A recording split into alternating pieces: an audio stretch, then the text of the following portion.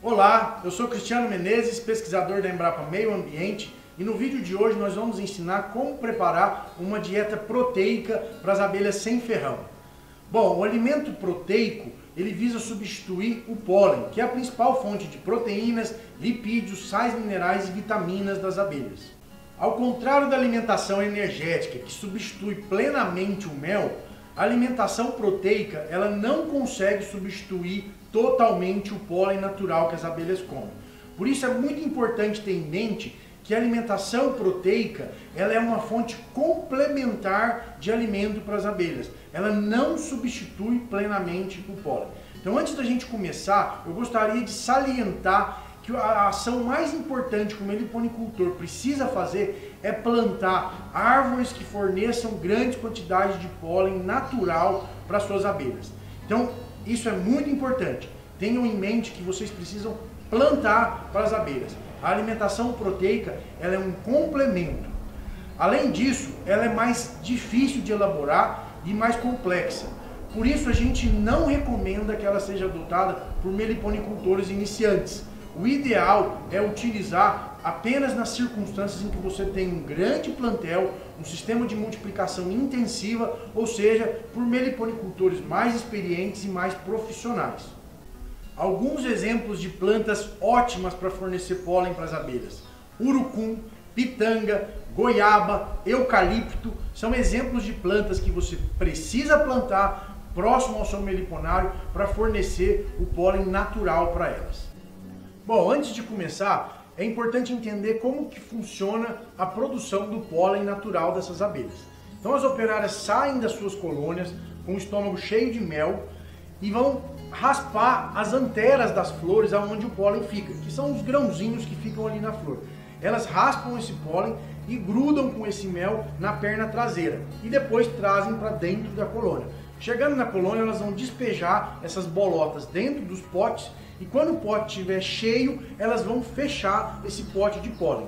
Ali dentro vai acontecer um processo de fermentação e ao longo das próximas semanas esse pólen vai mudar completamente a sua característica. Ou seja, o pólen é coletado das flores, levados para dentro da colônia e ali ele vai passar por um processo de fermentação. A nossa dieta vai simular isso que acontece com o pólen natural. Cada espécie de abelha sem ferrão tem uma fauna de micro-organismos associados a ela que coevoluiu com essa espécie ao longo de milhões de anos. E essas espécies benéficas de micro-organismos são responsáveis pelo produto final que acontece nesse processo de fermentação.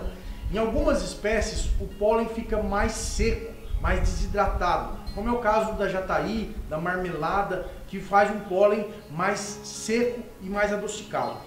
Em outras espécies, que na verdade é a maioria delas, o pólen fica mais úmido e mais azedo. Isso se dá pelo fato da fauna de micro-organismos ser diferente entre uma espécie e outra. Então a forma como ela vai fermentar vai depender dessa fauna. Por isso é muito importante não misturar o pólen de uma espécie com o pólen da outra, porque nós não sabemos qual pode ser a consequência dessa mistura de micro-organismos não associados a determinada abelha. Para a preparação da nossa dieta, nós vamos usar basicamente 3 ingredientes. A proteína de soja, que é o extrato de soja misturado com levedo de cerveja como fonte primária de proteínas para a nossa dieta. Depois nós vamos misturar isso com xarope, com uma concentração de 30% de açúcar, e o pólen natural que nós retiramos de uma colônia de mandaguari, que vai servir como fonte dos micro-organismos que vão fermentar a nossa dieta. Preparar o xarope é muito simples, a gente vai usar numa concentração de 30%, portanto uma proporção de 2 partes de água para 1 parte de açúcar, bate no liquidificador e está pronto. Então primeiro nós vamos misturar aqui na panela o extrato de soja com o levedo de cerveja e o xarope até atingir uma consistência de uma massa de bolo, ou seja, que ela não fique nem tão seca e dura, nem tão molenga, a consistência de uma massa crua de bolo.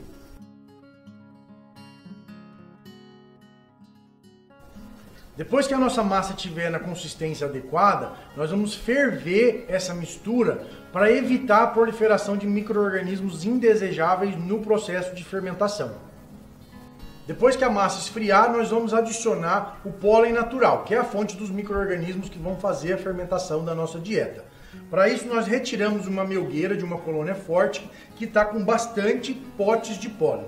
Antes de coletar o pólen, nós vamos retirar o mel para não contaminar o pólen com esse mel. Nós queremos o pólen puro para fazer a nossa dieta.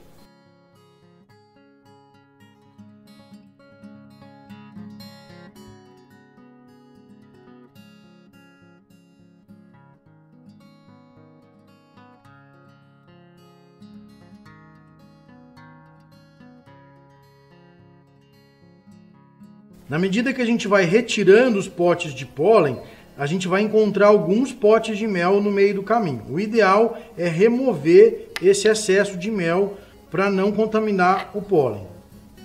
Não tem problema ter um pouco de resíduo de mel e de cera no nosso pólen.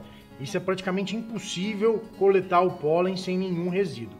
Porém, é importante evitar um excesso desses dois materiais. Como vocês puderam perceber, a colheita do pólen é um pouco invasiva para a colônia, portanto a gente só recomenda fazer isso com colônias extremamente fortes, com grande quantidade de pólen armazenado.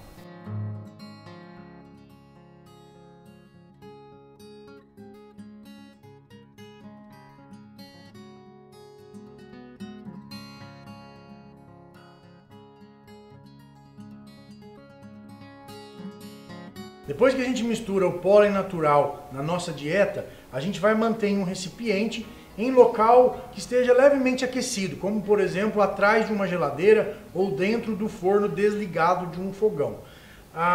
É importante deixar em um recipiente alto, porque todos os dias essa massa vai fermentar e vai crescer de volume. Se você deixar num recipiente apertado, ela vai derramar. Ao longo desses próximos 15 dias, você vai ter que todos os dias mexer essa massa para aerar ela, eliminar o gás que ela formou aqui dentro e voltar a ter a fermentação. Depois desses 15 dias, a massa vai ficar bastante ácida, você vai sentir o aroma azedo. Isso é normal. O que não pode acontecer é a proliferação de fungos nas bordas do recipiente. Por isso é importante mexer todos os dias. Depois de pronto, você pode guardar na geladeira durante vários meses. Depois que a dieta estiver pronta, a gente vai fornecer em formas de bombons de pólen, que eu vou mostrar para vocês como que a gente confecciona.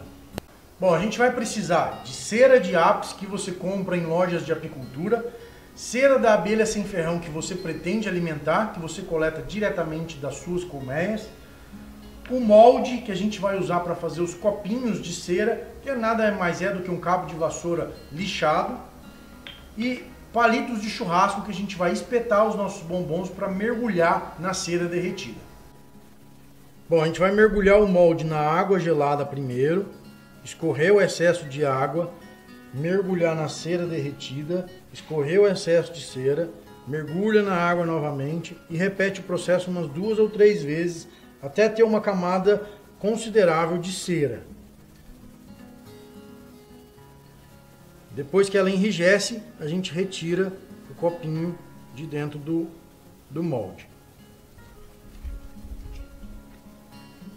Bom, aqui a gente já tem então uma dieta pronta. Nós vamos pegar o copinho vazio, vamos encher com a dieta, espetamos um palito de churrasco e mergulha na cera derretida.